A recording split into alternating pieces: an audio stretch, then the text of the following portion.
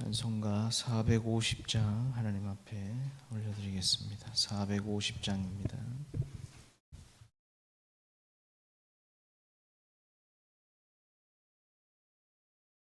찬송가 450장입니다. 내 평생 소원 이것뿐 주의 일하다가 이 세상 이별하는 날 주 앞에 가리라. 꿈같이 헛된 세상이 취할 것 무엇냐.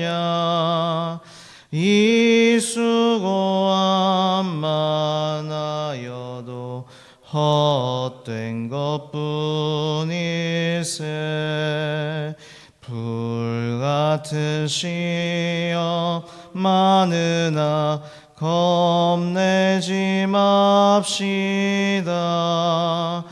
구주의 권능 크시니 이기고 남겠네. 금보다 귀한 믿음은 참 보배 되도다.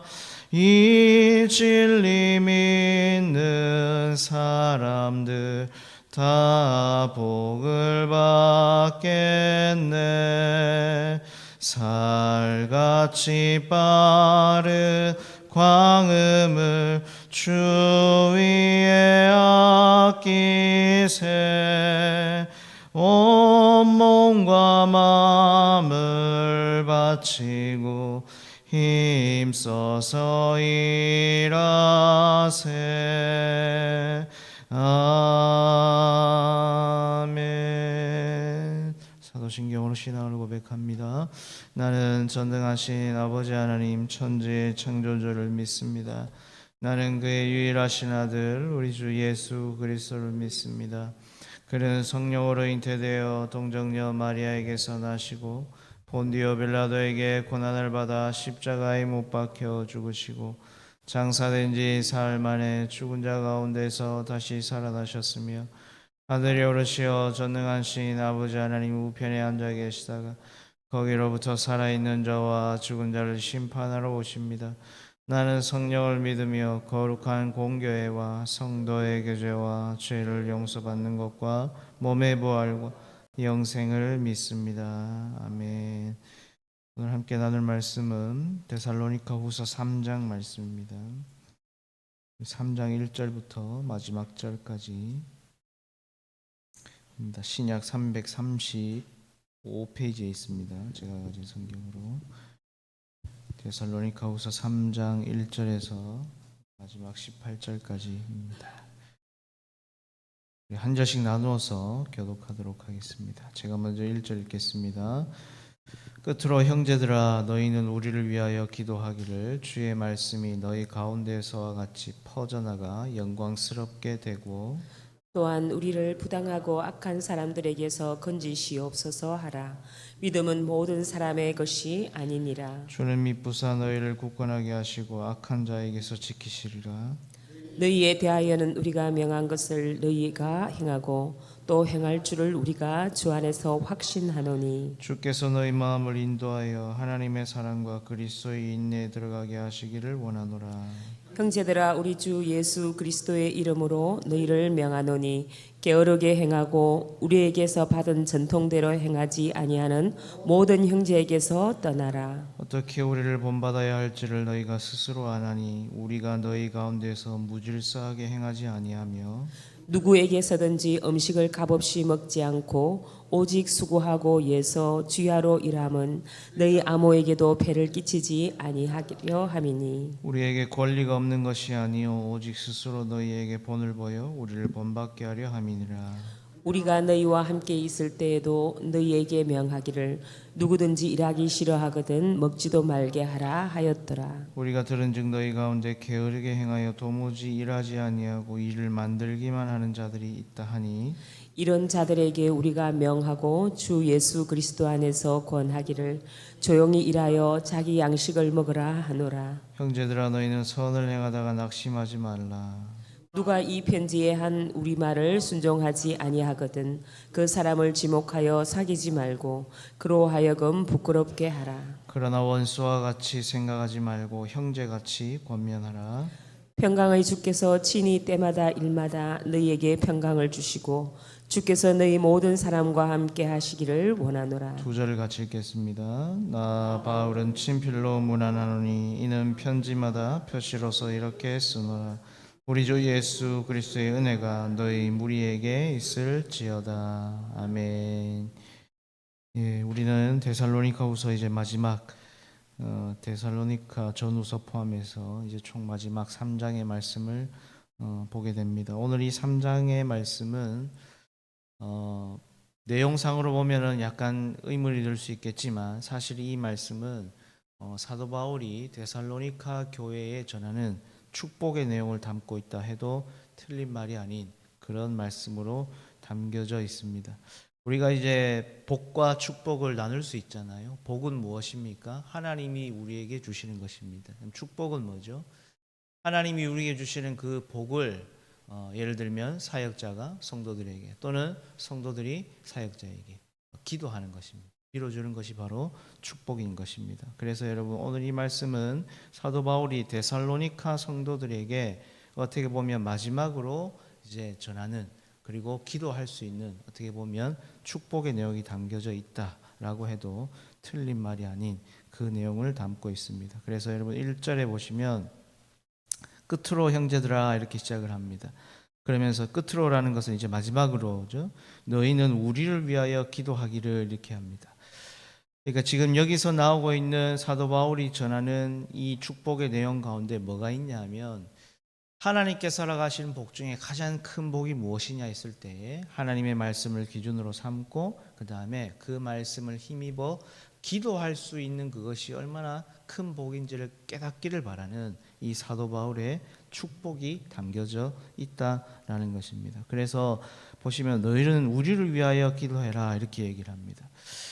어떻게 보면은 사도 바울이 데살로니가 성도들을 위해서 기도하고 있다라고 하는 것이 맞는데 사실은 그러한 내용도 있었죠 앞에. 그렇지만 지금 여기서 말하는 것은 뭐냐면 사역자를 위해 우리로 얘기하면 사역자를 위해서 기도해 달라라고 하는 것과 똑같은 것입니다. 왜 그렇습니까? 여러분 사역자는 물질로 살지 않습니다. 여러분들이 담임 목사님을 위하여서 늘 기도해 주셔야 되는 이유가 뭐냐면 목회자는 성도의 기도로 먹고 사는 것입니다. 그래서 여러분 이 기도를 해달라는 것 안에는 뭐가 있냐 하면 단순히 그냥 우리를 위해서 기도해 주세요라고 하는 것을 넘어서서 이 기도가 얼마나 큰 위대한 하나님께서 허락하신 복인지를 깨닫기를 바라는 사도 바울의 그 마음이 담겨져 있다라는 것입니다. 왜냐하면 하나님은 그리스도인의 기도를 통하여 하나님의 일들을 이루어 가시기 때문에 그런 것입니다. 그래서 여러분 기도를 할 때에 또 축복 기도를 할 때에 분별이 필요한 이유가 바로 여기에 있는 것입니다. 단순히 그냥 잘 먹고 잘 살기 위한 기도는 어떻게 보면 하나님의 나라와는 상관이 없는 것입니다. 하나님이 들으시는 기도를 할 수 있어야 되는데 오늘 말씀에는 첫 번째 그게 뭐냐면 바로 사도 바울을 위하여 복음을 전하는 자를 위하여 기도해 줄 것을 지금 요청을 하고 있는 것입니다. 그러면서 1절 중간에 보시면 주의 말씀이 너희 가운데서 같이 퍼져나가 영광스럽게 되고 라고 이 기도의 내용으로 부탁해 줄 것을 기도해 줄 것을 부탁하고 있다라는 것이죠. 기도를 부탁하는데 기도의 제목이 이제 두 가지가 나오는데 첫 번째는 주님의 말씀이 데살로니카에 전파되었던 것처럼 다른 곳에서도 전파되어 퍼져나가기를 원하는 그것을 위해서 기도해달라 이렇게 지금 요구를 하고 있다라는 것입니다. 여기 1절 중간에 퍼져나가 이 말은 옛날 성경에는 다름질하여라고 되어 있습니다. 이 트레코라고 하는데 달리다, 빠르게 전진하다라는 뜻을 갖고 있습니다. 그러니까 주님의 그 말씀이 다름질해서 빨리 달려서 퍼져서 어떻게 합니까? 그 데살로니가에 있는 성도들의 그 마음을 사로잡음으로 전파되었던 것처럼 지금 사도 바울이 곳곳에서 전하고 있는 그 복음 또한 마찬가지로 빠르게 이 모든 사람들의 그 마음을 사로잡기를 원하는, 그래서 그 복음이 전파되어져서 그 심령의 변화가 오기를 원하는, 그것을 위해서 지금 기도해달라 그렇게 요구를 하는 거죠. 그리고 더 나아가서 영광스럽게 되기를 기도해달라 이렇게 요구를 합니다. 주님의 말씀이 사람들에게 무시당하지 않고 그 영혼들을 구원하고 변화시키는 역사가 있게 해달라. 그게 뭡니까? 주님의 영광이죠. 그죠? 그래서 그것을 위해서 지금 기도해달라 이렇게 요구를 하는 것입니다. 우리도 여러분 이것을 위해서 기도해야 됩니다. 여러분들이 사역자를 위해서 기도하실 때 꼭 기도해 주시는 부분이 바로 이 부분입니다. 하나님의 말씀이 사역자의 입술을 통해서 선포되어질 때에 그 말씀이 힘있고 능력이 있어서 빠르게 어떻게 합니까? 올라온 성도들의 그 심령 가운데 파고들어서 변화된 인생으로 다시 한번 깨달아질 수 있도록 여러분 기도해 주셔야 되는 겁니다. 그리고 또 하나는 사역자가 아니라 할지라도 우리가 여러분 복음을 전할 때에도 이 기도를 해야 되는 것입니다. 안 믿는 내 가족이, 안 믿는 내 자녀가, 내 친구가 예를 들어 우리 교회 왔거나 아니면 복음을 접할 수 있는 기회가 있었을 때 어떻게 해야 됩니까? 하나님의 말씀이 다름질하여 빨리 퍼져서 믿음의 사람으로 변화될 수 있도록 그러한 기대와 소망을 가지고 기도를 해야 된다는 것입니다. 우리가 이제 초청잔치를 앞두고 태신자를 작정할 때도 바로 그러한 기도의 마음을 가지고 작정을 해야 될 줄로 믿습니다.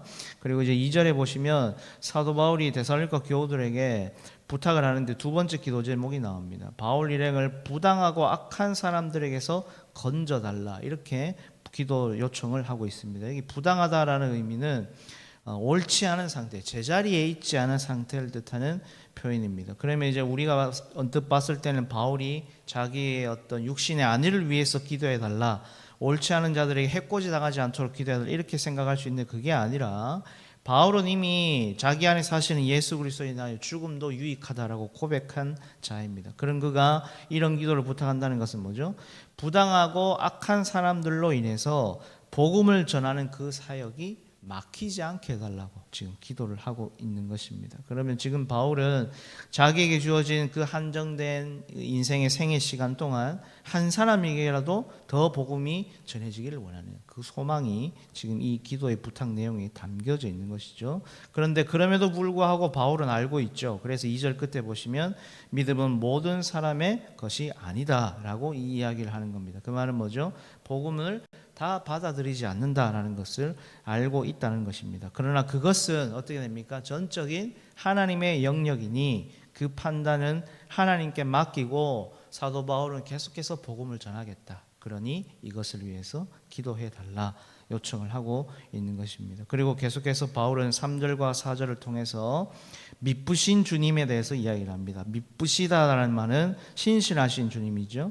비스토스라고 하는데 믿음을 굳건하게 세워 가실 것을 이제 확신을 하면서 변하지 않는 그 주님, 그 주님을 이야기를 하고 있는 것입니다. 즉 바울이 지금 데살로니가 교회에 한량없는 축복을 선포하는데 첫 번째는 기도할 수 있는 것이 그리스도인에게 얼마나 값진 것이고 진정한 복인지를 깨닫고 그것을 누리기를 원하는 축복을 하고 있고, 또 하나는 바로 신실하신 하나님이 너희를 이끌어 가신다라는 이 미쁘신 주님이 하나님이 함께하는 그것이 얼마나 참된 복인지를 깨닫기를 바라는 그 마음, 그래서 그 축복이 지금 오늘 이 말씀 속에 담겨져 있는 것입니다. 그래서 이 말씀은 빌립보서 1장 6절 말씀에 보면 너희 속에 착한 일을 시작하신 이가 그리스도 예수의 날까지 이루실 줄을 우리가 확신하노라 라는 이 말씀과 결이 같이 볼 수 있는 것입니다. 무슨 말입니까?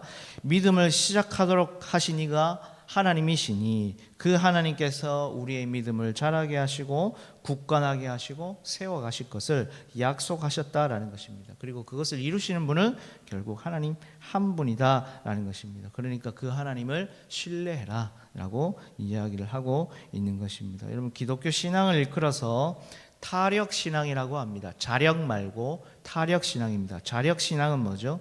내가 뭔가를 해서 업적을 쌓고 선행을 많이 해서, 그래서 타 불교나 타 종교는 어떻게 합니까? 내 힘, 내 노력, 내 열정을 중요하게 생각합니다. 그래서 전적인 하나님의 주권, 어떤 자기들이 믿고 있는 신의 주권이 아니라 자기가 무언가를 할 수 있기 때문에 자력신앙이라고 이야기를 합니다. 그런데 여러분 우리 기독교는 타력신앙입니다. 타력신학. 그건 뭐죠? 전적인 하나님의 주권이다라는 것입니다. 그럼 우리가 여기서 이제 깨달을 수 있는 게 있죠. 믿음은 나를 내려놓고 오히려 하나님께 나를 내어드리는 것이 믿음의 시작입니다. 내 방식, 내 방법, 내 뭔가 이루고 싶은 나의 욕심, 나의 유익 이런 것들을 다 내려놓고 하나님의 말씀과 그 방식대로 우리를 누가요? 하나님이 빚어가실 수 있도록 나 자신을 내어드리는 것, 그것이 여러분 하나님의 복을 받아 누릴 수 있는 가장 확실한 방법이다. 사도 바울이 지금 데살로니가 교인들에게 그 이야기를 하고 있는 것입니다. 우리도 마찬가지입니다. 우리도 많은 기도의 제목들을 가지고 올라오죠. 또 기도하면서 동시에 얼마나 많은 계획들을 가지고 있습니까? 그런데 오히려 그럴수록 우리는 어떻게 해야 됩니까? 나를 나보다 더 잘 아시는 하나님께 우리를 내어드림으로 하나님이 우리를 세워 가실 수 있도록 내어드려야 될 줄로 믿습니다. 그것이 바로 이제 바울이 5절 말씀에 나와 있는 주님께서 우리의 마음을 인도해서 하나님의 사랑과 그리스도의 인내에 들어가게 하시는 길, 이것이라고 지금 바울이 이야기를 해주고 있는 것입니다. 주님이 우리의 마음을 인도해서 하나님의 사랑과 그리스도의 인내에 들어가게 하심으로 결국에 누가 만들어가는 것입니까? 예수 그리스도가 만들어간다. 그것을 이야기하는 거죠. 그리고 이제 6절부터는 바울이 아주 중요한 걸 얘기합니다. 6절에 보시면 형제들아 우리 주 예수 그리스도의 이름으로 너희를 명하노니 게으르게 행하고 우리에게서 받은 전통대로 행하지 아니하는 모든 형제에게서 떠나라. 벼랑간 게으름에 대해서 이야기를 합니다. 이 말은 지금 데살로니가 성도들 중에 게으르게 행하고 말씀을 따라 행하지 않는 무리들이 있다는 것을 바울이 들었고 그들에게서 지금 바울이 떠나라 이 이야기를 합니다. 이 떠나라 이 말은 자리를 옮겨라 이런 뜻을 갖고 있습니다. 그러니까 그들에게 너희가 휩쓸리지 않도록 주의해라 지금 그 이야기를 하는 겁니다. 그러면 이제 우리는 이렇게 생각할 수 있습니다. 예를 들어 안 믿는 자들이 아니면 세상이 아니면 이단이 그리스도인들을 핍박하고 이러한 모습으로 생각하는데 그런 게 아니라 지금 이 데살로니가 공동체 안에 이런 일이 있다는 것입니다. 그 말은 똑같이 예수 그리스도를 주로 고백하는 믿음의 공동체 안에 공동체를 흐리는 자들이 있다라고 이야기를 하는 겁니다. 그러면 도대체 이들은 어떻게 행동했길래 바울이 게으르다고 이야기하는가? 이건 어떻게 보면 잘못된 종말론에서 나온 것입니다. 요즘 이제 그 구원파 같은 경우는 이런 게 있죠. 예수님이 이제 오실 건데 이래서 뭐하냐? 옛날에 그런 것들이 많았잖아요. 그래서 여러분 일 자체를 무가치하게 여기고 그래서 아예 여호와의 증인 같은 경우는 군대 가는 것도 그냥 거부해버리고 그죠? 그런 것들이 일어나고 있다라는 것입니다. 그런데 사실은 여러분 그것은 잘못된 종말론의 해석으로도 볼 수 있지만 엄밀히 말하면 더 깊이 파고 들어가면 뭐가 있습니까? 하나님의 뜻에는 관심이 없다는 것입니다. 이건 여러분 확실한 겁니다. 여러분 이단들을 한번 보십시오. 과연 그들이 잘못된 종말론 그러니까 말씀을 잘못해서 거기에 빠진 겁니까? 그랬다면 그들은 옳은 해석을 제시했을 때 바꿔 돌아와야 됩니다. 그리고 옳은 해석을 탐구를 해야 됩니다. 근데 그들은 거기에는 관심이 없습니다. 왜 그들이 이단이 될 수밖에 없습니까? 하나님에 대해서는 관심이 없다는 겁니다. 하나님이 무엇을 말씀하시는가? 결국 그것이 아니라 자기의 유익을 구하는 자들이라는 것을 스스로 증명하는 것입니다. 그러니까 사람을 신으로 만드는 것입니다. 오늘 그 게으르게 행하고라는 이 표현이 나오는데 이게 이제 옛날 성경에는 규모 없이 행하고라고 되어 있습니다. 그 말은 이 게으름은 우리가 생각하는 시간을 허비하는 게으름이 아닙니다. 이걸 뭐냐 하면 무질서한 상태를 뜻하는 겁니다. 그러면 여기서 왜 게으른 자들이 무질서하다고 얘기할까요? 게으르다, 무질서하다 이 말은 쉽게 말해서 6절 하반절에 나와 있는 받은 전통대로 다른 말로 하면 하나님의 말씀을 기준으로 살지 않기 때문에 나타나는 행동인 것입니다. 질서라는 것은 어떤 기준이 있어야지 질서가 잡히지 않습니까? 그죠? 그러면은 그리스도인에게 기준은 하나님의 말씀인데 이 하나님의 말씀을 기준으로 삼지 않으니까 뭘로 가는 겁니까? 자신의 편함과 유익으로 가는 것입니다. 그러니까 종교를 핑계로 하나님을 핑계로 종말론을 핑계로 일을 하지 않게 되는 것입니다. 여러분 우리 인간은 하나님의 마음을 우리 마음에 담지 않으면 그 빈자리를 결국엔 나로 채워갈 수밖에 없는 죄인이라는 걸 잊으면 안 되는 것입니다. 하나님 말씀을 기준으로 살고자 함이 없다면 결국엔 자기 욕심이 채워질 수밖에 없다는 겁니다. 그러니 자기만 편하면 되고 자기 하고 싶은 건 다 해야 되고 그게 하나님의 뜻과 맞는지 맞지 않는지를 분별을 하지 못하는 그러한 상황 가운데 이르게 된다라는 것입니다. 그러니 여러분 우리도 이러한 부분들을 조심해야 됩니다. 가장 조심해야 되는 게 뭐냐면 우리는 자꾸만 영적인 것과 육적인 것을 구별하려고 합니다. 예를 들면 말씀을 보고 기도하는 것은 영적인 일이고 집에서 설거지를 하거나 청소를 하거나 아이를 양육하는 것은 또 직장을 가지고 일을 하는 것은 육적인 것으로 분류를 해버립니다. 물론 하나님의 말씀을 기준으로 삼지 않는 자들에게는 그게 육적인 일이 될 것입니다. 왜요? 그들은 하나님의 나라와 영광에는 관심이 없으니까. 그러나 오늘 저와 여러분 같은 그리스도인에게는 주어진 삶 속에서 하는 모든 일들이 다 하나님과 연결되어진 것입니다. 그래서 여러분 작은 일을 하나 해도 그건 다 영적인 일인 것입니다. 그래서 바울이 지금 8절에서 이 권면을 하잖아요. 8절에 보시면 누구에게서든지 음식을 값없이 먹지 않고 오직 수고하고 애써 주야로 일함은 너희가 아무에게도 폐를 끼치지 아니하려 함이니 너희 아무에게도입니다. 그러니까 지금 바울이 어떻게 하고 있다는 겁니까? 여기 폐를 끼친다는 것은 짐을 지우다 이런 뜻을 갖고 있습니다. 그러면 이제 우리가 생각할 때 바울은 말씀을 가르치는 것은 영의 일이고 지금 짐을 지우지 않기 위해서 바울도 텐트 메이커로 했거든요. 그러면 그건 육의 일입니까? 그렇지 않다는 거죠. 지금 바울도 누구처럼 따라가는 것입니까? 예수님처럼 따라가는 것입니다. 그 말은 바울 자신도 영적인 일, 육적인 일을 구별하는 것이 아니라 살아가는 그 모든 삶이 다 하나님과 연결되어진 하나님의 그 뜻 앞에 순종하는 영적인 것으로 받아들이고 그 삶을 살고 있다. 그러니 너희도 그렇게 살아라. 그것이 얼마나 복된 것인지를 깨닫기를 원하는 바울의 축복의 권면이 지금 담겨져 있는 것입니다. 그래서 여러분 뮤지컬 감독 중에 박할린 감독 아시죠? 남자의 자격으로 옛날에 유명했던 청춘지휘단 할 때 이 박할린 감독이 자기 좌우명이 있습니다. 수세조기사 창작 영감 다득이라고 합니다. 저도 이게 뭔가 찾아봤더니 손으로 그릇을 씻을 때 창작 영감을 많이 얻는다라는 뜻입니다. 그러니까 설거지를 하면서 영감을 얻는다는 겁니다. 이걸 우리로 적용시키면 이런 거죠. 우리는 설거지를 하면서 세상 일을 하면서 직장 일을 하면서 우리는 하나님이 주시는 은혜가 아니라고 생각하지만 실제로는 작은 그 일 하나 하면서 뭡니까? 이것은 하나님께 영광이 돼야 돼요. 이것은 하나님과 연결되어진 것이고 그 모든 것이 하나님의 은혜입니다 라고 분별할 수 있는 믿음의 눈이 있어야 된다라는 것입니다. 그렇게 하지 않는 자들로 인하여서 바울은 11절에서 우리가 들은즉 너희 가운데 게으르게 행하여 도무지 일하지 아니하고 일을 만들기만 하는 자들이 있다 하니 이렇게 나오는 겁니다. 일만 만드는 자들, 그러니까 이 일만 만드는 자들이란 뜻은 뭐냐면 원어로 해가면 좋은 뜻입니다. 두루 다니며 힘써 일한다 뜻입니다. 그런데 게을러서 일하지 않은데 힘써 일한다는 게 무슨 말입니까?